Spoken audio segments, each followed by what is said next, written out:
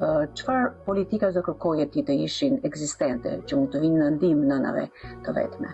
Kur mendoj gjendjen financiare, nuk mendoj më veten time, domethënë sepse unë kam një punë, por mendoj ato nëna të cilat përveç humbjes së bashkëshortëve, dhe që mund t'i kem pasur në punë të pasiguruar e bashkëshortë, nuk marrin dot asnjë pension sa do të vogël nga qeveria.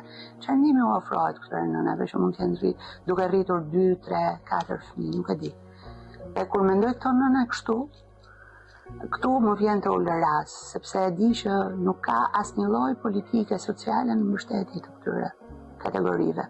A mund ta konsiderojmë këtë lloj kategorie si një kategori e diskriminuar?